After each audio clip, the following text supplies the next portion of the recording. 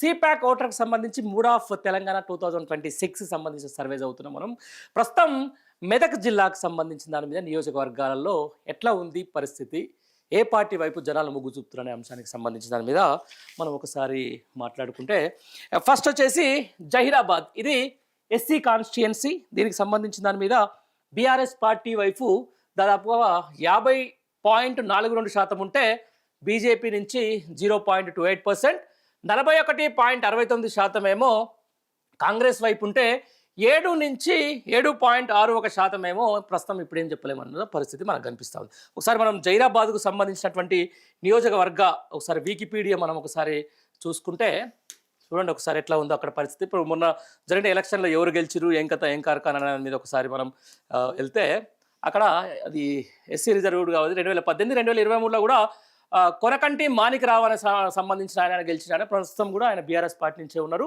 ఆయన 2023లో ఒకసారి ఎలక్షన్ సంబంధించి చూస్తే అక్కడ కాంగ్రెస్ పార్టీకి సంబంధించి ఆగం చంద్రశేఖర్ మీద దగ్గర 12,790 మెజారిటీతో గెలిచిండు. దాదాపుగా ఇప్పుడున్న ఈ ఓవరాల్ ఈ సిపాక్ సర్వేలో అత్యంత ఎక్కువ పర్సెంటేజ్ వచ్చింది కూడా జైరాబాద్ సంబంధించినటువంటి ఈ యొక్క బీఆర్ఎస్ పార్టీ వైపే. దాదాపు 50% పర్సెంటేజ్ తోటి, ఓటింగ్ పర్సెంటేజ్ తోటి ఒక సంపూర్ణమైన ఒక స్వచ్ఛమైన మెజారిటీ తోటి జహీరాబాద్లో బీఆర్ఎస్ పార్టీ గెలుపు దిశగా కొనసాగుతున్నటువంటి పరిస్థితి. ఇంకా నెక్స్ట్ వచ్చేసి మెదక్ జిల్లాకు సంబంధించి సంగారెడ్డి కూడా దాంట్లో కూడా బీఆర్ఎస్ పార్టీ వైపు 47.94% ఉంటే బీజేపీ ఆడ 0.21% ఉంది. అలాగే కాంగ్రెస్ పార్టీ 41.94% ఉంది. ఇప్పుడు మేము ఏం చెప్పలేము అని చెప్పేసి 9.91% మంది చెప్తున్నటువంటి పరిస్థితి. ఒకసారి మనం సంగారెడ్డి గత ఎలక్షన్ల సరళిని ఒకసారి పరిశీలిస్తే సంగారెడ్డిలో 2023లో చింతా ప్రభాకర్ బీఆర్ఎస్ పార్టీ నుంచి గెలిచారు.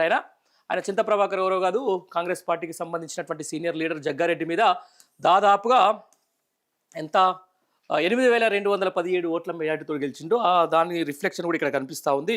47% తోటి బీఆర్ఎస్ పార్టీ ఉంటే 41% తోటి కాంగ్రెస్ కొనసాగుతుంది. మళ్ళీ ఇప్పుడు ఎలక్షన్లు జరిగినా కూడా ఎక్కడైతే సంగారెడ్డిలో బీఆర్ఎస్ పార్టీనే స్పష్టమైన మెజారిటీతో గెలుస్తుందని చెప్పేసి కూడా మనకు ఇక్కడ ఈ సర్వే ప్రకారం తెలుస్తూ ఉంది. ఇక నెక్స్ట్ వచ్చేసి పటాన్ చెరువు సంబంధించిన దాని మీద ఒకసారి మనం ఎలక్ట్రిక్స్ చూస్తే ఒకసారి సిపాక్ ఏం చెప్పిందో ఒకసారి చూస్తే మీకే అర్థమవుతుంది.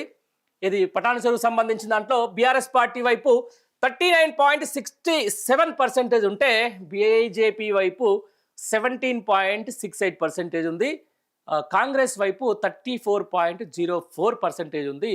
ఇప్పుడు మేము ఏం చెప్పలేమని చెప్పేసి 8.61% ఉంది. అంటే దాదాపుగా ఇక్కడ కాంగ్రెస్కు బీఆర్ఎస్కు మధ్య బీఆర్ఎస్ ఆధిక్యం ఒక 5% ఎక్కువగా కొనసాగుతున్నటువంటి పరిస్థితి ఉంది. ఒకసారి చూద్దాం దానికి ఏదైతే గత ఎలక్షన్లో ఏ విధంగా అక్కడ పటాన్ చెరువు రాజకీయాలు మారినాయని సంబంధించిన దాని మీద ఒకసారి చూస్తాం. మొన్ననే రీసెంట్గా ఆయన పార్టీ మారి కూడా మళ్ళీ అక్కడ బీఆర్ఎస్ వైపు ఉన్నటువంటి వైబ్ తోటి బీఆర్ఎస్ పార్టీ ఉన్న పట్టుతోటి మళ్ళీ ఆయన బ్యాక్ టు పెవిలియన్ రావడం జరిగింది. ఆ నేపథ్యంలో కూడా ఒకసారి మీకు చూపిస్తే ఎట్లా ఉంది 2023కు సంబంధించిన దాని మీద. ఆయన 2014 నుంచి కూడా తెలంగాణ రాష్ట్ర సమితి నుంచి కూడా ఆయన ప్రాతినిధ్యం వహిస్తున్నారు. గూడెం మహిపాల్ రెడ్డి 2014లో గెలిచిండు, 2018లో గెలిచిండు, 2023లో కూడా గెలిచిండు. 2023కు సంబంధించిన దాంట్లో ఆయన అక్కడ ఉన్నటువంటి కాటా శ్రీనివాస్ గౌడ్, ఎవరైతే కాంగ్రెస్ పార్టీ నుంచి ఉన్నటువంటి కాటా శ్రీనివాస్ గౌడ్ మీద 7,091 మెజార్టీతో గెలిచిన నేపథ్యంలో కూడా ఆయన ఆ టర్న్ అట్నే కంటిన్యూ చేసుకుంటూ వస్తూ ఉన్నాడు. ఆయన ప్రస్తుతం మనం చూసుకుంటే ఒకసారి పటాన్ చెరువులో 39% అక్కడ ఉన్నటువంటి బీఆర్ఎస్ పార్టీ క్యాండిడేట్ వైపు ఉంటే 34% అక్కడ ఉన్నటువంటి కాంగ్రెస్ పార్టీ అభ్యర్థి వైపున్నాడు. దాదాపుగా 18% తోటి బీజేపీ 3వ స్థానంలో అయితే కొనసాగుతుంది. ఇది ప్రస్తుతానికి ఉన్నటువంటి పటాన్ చెరువుకు సంబంధించిన ఓటర్స్ సిపాక్ ఇచ్చినటువంటి సర్వే. ఇక నెక్స్ట్ వచ్చేసి నారాయణఖేడ్కు సంబంధించిన దాంట్లో ఇదే మెదక్ జిల్లాకు సంబంధించిన నారాయణఖేడ్లో 39.51% తోటి బీఆర్ఎస్ ఉంటే 26.91% తోటి బీజేపీ ఉంది. 30.49% తోటి కాంగ్రెస్ కొనసాగుతూ ఉంది.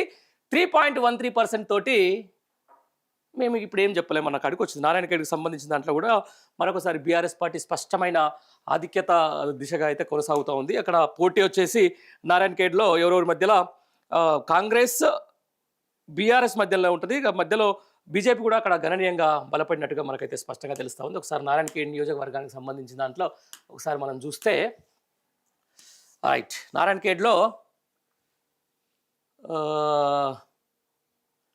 పట్కొల్ల సంజీవరెడ్డి ప్రస్తుతం ఆయన కాంగ్రెస్ పార్టీ నుంచి కూడా ప్రాతినిధ్యం వహిస్తూ ఉన్నాడు. అక్కడ ఆయన గెలిచిన ప్రస్తుతం ఎమ్మెల్యే.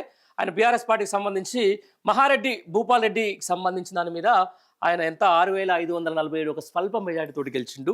అక్కడ కూడా అధికార మార్పిడికి సంబంధించిన దాంట్లో ఇంపాక్ట్ నారాయణఖేడ్ మీద పడింది. కొన్ని ఆందోళన, ఈ నర్సాపూర్కు సంబంధించిన కొన్ని నియోజకవర్గాల ఎఫెక్టు నారాయణఖేడ్ వాడడంతో ఆయన స్వల్ప మెజార్టీతో అక్కడ బీఆర్ఎస్ పార్టీ గెలిచిన అక్కడ ఏమైందంటే 39% అంటే ఆల్మోస్ట్ 40% ఓటింగ్ పర్సెంట్ తోటి ఇప్పుడు బీఆర్ఎస్ పార్టీ అక్కడ నారాయణఖేడ్లో ముందంజలో ఉంది. అక్కడ అధికార మార్పిడి అంటే దాదాపుగా ఎమ్మెల్యే మార్పిడి దాదాపుగా ఖాయంగా కనిపిస్తున్నటువంటి పరిస్థితి. ఇక నెక్స్ట్ వచ్చేసి ఆందోళ్, ఇది ఎస్సీ నియోజకవర్గం. ఆందోళన ఒకసారి చూస్తే బీఆర్ఎస్ వైపు 44.28% ఉంటే బీజేపీ అక్కడ ఎలాంటి ప్రభావం అయితే చూపే ప్రయత్నం లేదు, 1.84% ఉంటే ఆ తర్వాత కాంగ్రెస్ పార్టీ అంటే ప్రస్తుతం అక్కడ మంత్రి నియోజకవర్గం కాబట్టి దామోదర రాజనరసింహ నియోజకవర్గం కాబట్టి 46.95% ఆందోళనలో కాంగ్రెస్ ఆధిక్యంతో ఉంది. ఒక 2% ఓట్ బ్యాంకింగ్ తోటి కొంతమంది అంటే 6.91% మంది మేము ఇప్పుడు ఏం చెప్పలేమని చెప్తా ఉంటారు. దీనికి అక్కడ పోటీ అయితే గట్టిగానే ఉండబోతుంది. ఈ రోజు కూడా పోటీ అయినా కూడా 44% తోటి కాంగ్రెస్ పార్టీ, అలాగే 44% తోటి బీఆర్ఎస్ పార్టీ, 46% తోటి కాంగ్రెస్ ఉన్న నేపథ్యంలో ఒకసారి చూస్తే గతంలో ఎలక్షన్లో ఏం జరిగిందనే దాని మీద ఒకసారి మీకు చూపిస్తా. ఆందోళన నియోజకవర్గానికి సంబంధించిన దాని మీద 2023లో దామోదర రాజనరసింహ కాంగ్రెస్ పార్టీ నుంచి ప్రస్తుతం ఆయన మంత్రిగా కొనసాగుతున్నాడు, వైద్య ఆరోగ్య శాఖ మంత్రిగా. ఆయన దామోదర రాజనరసింహ ఎవరంటే బీఆర్ఎస్ పార్టీకి సంబంధించి మాజీ జర్నలిస్ట్ చంటి క్రాంతికిరణ్ మీద దగ్గర ఎంత 28,193 ఓట్ల మేయాడితో గెలిచిండు. ఆయన ఆ ఆధిక్యతని కొంచెం అయితే తగ్గించుకునే ప్రయత్నం అయితే నడుస్తూ ఉంది. గతంలో ఒకసారి చూసుకుంటే ఆందోళనలో 44% అంటే 44% అప్పుడు బీఆర్ఎస్ పార్టీకి వచ్చింది. ఒక 4% ఓటింగ్ పర్సెంటేజ్ని అక్కడ ప్రజల నమ్మకాన్ని పెంచుకుంది. ఆ పెంచుకున్న నేపథ్యంలో దాంతోపాటుగా 53% గతంలో అక్కడ కాంగ్రెస్ పార్టీకి వస్తే అది కాస్త 46% తగ్గింది. ఆ తగ్గిన ఆదరణ బీఆర్ఎస్ వైపే మొగ్గు చూపుతుందని చెప్పేసి కూడా మనకు స్పష్టంగా తెలుస్తున్నటువంటి సందర్భము. ఇది ఆందోళన. నెక్స్ట్ వచ్చేసి నర్సాపూర్, మెదక్ జిల్లాకు సంబంధించిన నర్సాపూర్ నియోజకవర్గంలో ప్రస్తుతం అక్కడ బీఆర్ఎస్ పార్టీ ఎమ్మెల్యేగా అక్కడ సిట్టింగ్గా కొనసాగుతూ ఉంది. దాంట్లో 46.1% బీఆర్ఎస్ వైపు ఉంటే 0.28% బీజేపీ అక్కడ అంటారు. బీజేపీ దాదాపుగా లేనట్టే 45.61% కాంగ్రెస్కి ఇచ్చింది. అంటే చాలా స్వల్ప తేడాతోటి అక్కడ కొంచెం బీఆర్ఎస్ పార్టీ ముందంజలో ఉంది. దాంట్లో ఇంకా కొంతమంది అంటే 7.96% మాత్రం మేము ఇంకా దాన్ని ఇంకా ఏం చెప్పలేము ఇప్పుడు అని చెప్పి వస్తున్నారు. ఒకసారి నర్సాపూర్ నియోజకవర్గాన్ని మనం వికీపీడియాలో చూస్తే గత ఎలక్షన్లకు సంబంధించి ఎట్లా జరిగింది ఏంటనే దాని మీద మీకు క్లారిటీ అయితే వస్తుంది. రైట్, 2018 నుంచి 2018లో కూడా ఎవరు చిలుమల మదన్ రెడ్డి గెలిచిండు. 2023లో వాకిటి సునీత లక్ష్మారెడ్డి గెలిచిన మాజీ మంత్రి, ప్రస్తుతం బీఆర్ఎస్ పార్టీ నుంచి ప్రాతినిధ్యం వహిస్తూ ఉంది. అక్కడ ఆవుల రాజిరెడ్డి మీద ఎవరు వాకిటి సునీత లక్ష్మారెడ్డి దాదాపు 8,855 ఓట్ల మేయాడితో గెలిచింది. అక్కడ బీజేపీ కూడా కొంచెం బలంగానే ఉంది, కానీ ఇప్పుడు అంతకంటే అప్పుడు 11% ఉంటే అప్పుడు లాస్ట్కి ఇప్పుడు ఉన్నటువంటి పరిస్థితుల్లో నర్సాపూర్లో 0.28% పడిపోయింది. అక్కడ బీజేపీని డ్రాస్టిక్గా పడిపోయింది. మళ్ళీ కూడా అక్కడ బీఆర్ఎస్ వైపే ప్రజలు మొగ్గు చూపుతున్నట్టుగా నర్సాపూర్ ప్రజలు మనకు సిఓ ప్యాక్ ఓటర్స్ అయితే స్పష్టంగా చెప్తున్నటువంటి పరిస్థితి. ఇక నెక్స్ట్ వచ్చేసి మెదక్ జిల్లాకు సంబంధించి మెదక్ టౌన్కి సంబంధించిన నియోజకవర్గం. అక్కడ బీఆర్ఎస్ వైపు 51.96% చూపించారు. అక్కడ చెప్తా ఉన్నాం మెదక్కు సంబంధించిన దాంట్లో మొన్ననే కొత్తగా వచ్చినటువంటి ఎమ్మెల్యే ఆయన సోషల్ మీడియా ఓవర్ యాక్షన్లు అవన్నీ చూసుకున్న నేపథ్యంలో కూడా కొంచెం ఆసక్తికరం ఇక్కడ పరిస్థితి. మెదక్లో 51.96% బీఆర్ఎస్ వైపు ఉంటే 17.56% వచ్చేసి బీజేపీ, 23.79% వచ్చేసి కాంగ్రెస్. చూసుకోండి ఒకసారి అంత డ్రాస్టిక్గా ఆయన పడిపోయిందంటే ఒకసారి 1 టైం పాస్వర్డ్లకు ఎప్పుడు కూడా కొంచెం ఇబ్బందికరమైన పరిస్థితులు వస్తాయి. ఆ తర్వాత 6.69% ఏం చెప్తున్నారంటే మాకు ఇప్పుడు ఏం చెప్పలేమని చెప్పేసి అంటారు. నిజంగా ఒకసారి మనం మెదక్ కాన్స్టిట్యుయెన్సీలో మొన్న జరిగినటువంటి హైడ్రామా ఏందో మీకు ఒకసారి చూపించే ప్రయత్నం చేస్తా. రైట్, మెదక్లో 2023లో మైనంపల్లి రోహిత్ అని చెప్పేసి గెలిచిండు అక్కడ ఆయన, ఇది కాంగ్రెస్ పార్టీ నుంచి. ఎవరి మీద అంటే బీఆర్ఎస్ నుంచి మాజీ డిప్యూటీ స్పీకర్ పద్మా దేవేందర్ రెడ్డి మీద ఎంత 10,157 మెజారిటీతోటి గెలిచింది ఆయన. బట్ ఈసారి ఆయన అది ఘోరంగా తగ్గింది. అక్కడ మెదక్లో మళ్ళీ బీఆర్ఎస్ వైపే మొగ్గు చూపుతారని చెప్పేసి కూడా చెప్తున్నటువంటి పరిస్థితి. 50 ఎంత ఆల్మోస్ట్ 51% అబ్బా, 51.96% బీఆర్ఎస్ వైపు మొగ్గు చూపుతుంది. ఎందుకు మెదక్ సంబంధించినటువంటి నియోజకవర్గ ప్రజానీకం. అందులో ఆయన ఎంత ఇప్పుడున్న ఎమ్మెల్యే 23.79% పడిపోయినారు. 43.6 నుంచి 23% పడిపోయినారు. At the same time BRS party 41 నుంచి 51కి వెళ్ళిపోయింది. అంటే ఇప్పుడు ఎలక్షన్లు జరిగినా కూడా అక్కడ ఉన్నటువంటి యంగ్ స్టార్ అని చెప్పేసుకున్నటువంటి ఎమ్మెల్యేకు గట్టి పరాభవం తప్పేటట్టయితే కనిపిస్తలేదు. ఇక ఇది మెదక్లో ఉన్నటువంటి పరిస్థితి. నెక్స్ట్ ఇక దుబ్బాకకు వచ్చేస్తే, దుబ్బాక సంబంధించిన అట్లా కూడా మెదక్ జిల్లా దుబ్బాక నియోజకవర్గానికి సంబంధించి 34.76% బీఆర్ఎస్ వైపు ఉంది. తర్వాత 39.56% బీజేపీ ఉందన్న.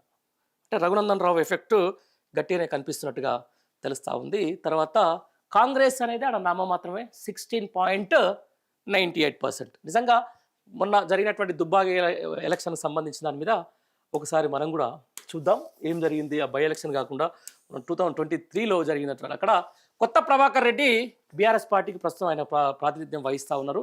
ఆయన రఘునందన్ రావు మీద 53,000, ఒకసారి గుర్తుపెట్టుకోండి మీరు, 53,513 ఓట్ల భారీ మేడతో గెలిచిండు. అట్లాంటిది దుబ్బాకకు సంబంధించి కొంచెం సిపాక్ అయితే కొంచెం గమ్మత్తైనటువంటి ఫిగర్స్ ఇచ్చింది. ఇక్కడ 34% బీఆర్ఎస్ ఉంది, 39% బీజేపీ ఉంది. అంటే గణనీయంగా రఘునందన్ రావుని ఎంపీ కంటే దుబ్బాకల ఎమ్మెల్యేని చూస్తానికి అక్కడ ప్రజలు బాగా ఆసక్తిగా ఉన్నారేమని చెప్పేసి నాకైతే అనిపిస్తున్నటువంటి పరిస్థితి. ఇంకా నెక్స్ట్ ఐకానిక్ గజ్వేల్కి సంబంధించిన దాంట్లో మీద కూడా మనం చూద్దాం ఒకసారి ఎట్లా ఉండబోతుంది. గజ్వేల్ ప్రజానీకం ఏమంటారు అంటే, బీఆర్ఎస్ వైపు 42.69% ఉంటే 11.60% బీజేపీ వైపు, 37.77%గా కాంగ్రెస్ పార్టీ. ఇక ఇప్పుడు ఏం చెప్పలేమని చెప్పేసి 7.94% అంటే 37 అంటే 42, దాదాపు 5% ఓట్లతోటి ప్రస్తుతం తెలంగాణ రాష్ట్ర తొలి ముఖ్యమంత్రి కల్వకుంట్ల చంద్రశేఖరరావు ఆధిక్యంలో కొనసాగుతూ ఉన్నారు. గత ఎలక్షన్లకు సంబంధించిన దాని మీద కూడా ఒకసారి చూద్దాం, గజ్వేల్లో ఏం జరిగిందనే దాని మీద. ఇది గద్వాలకు సంబంధించి ఒకసారి గజ్వేల్ కొట్టిద్దాం, ఏమో తప్పేముందిగా.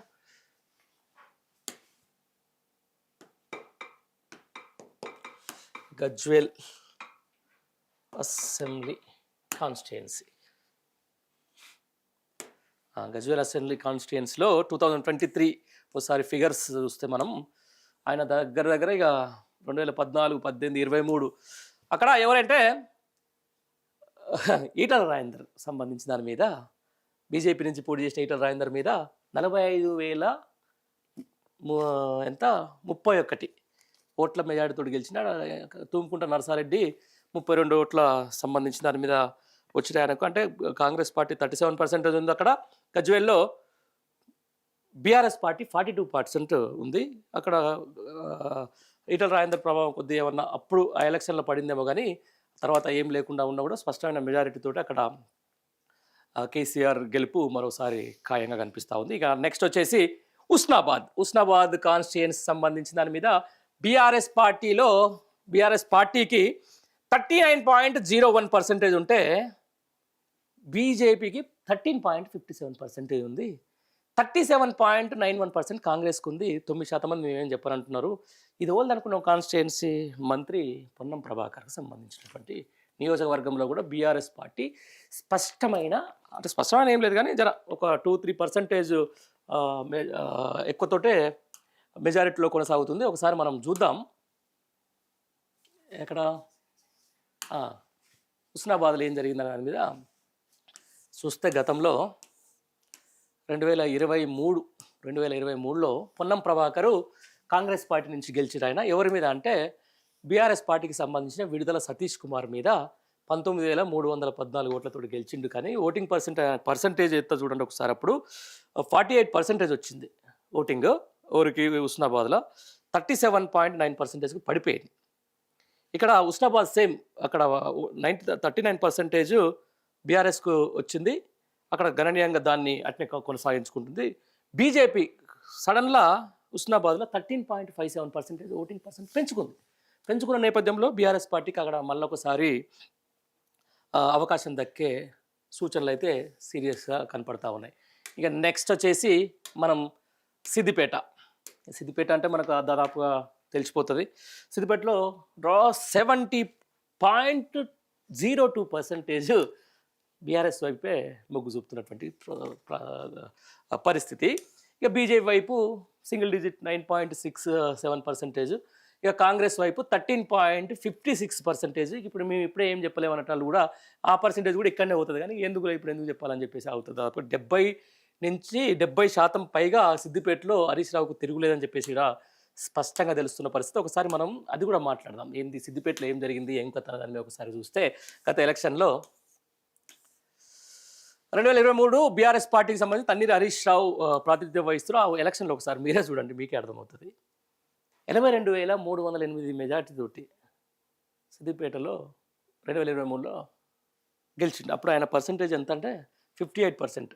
ఈసారి ఘనంగా పెరిగింది, దాదాపు ఇంకా 12% హరీష్ రావు వైపు ప్రజలు మొగ్గు చూపుతున్నటువంటి పరిస్థితి.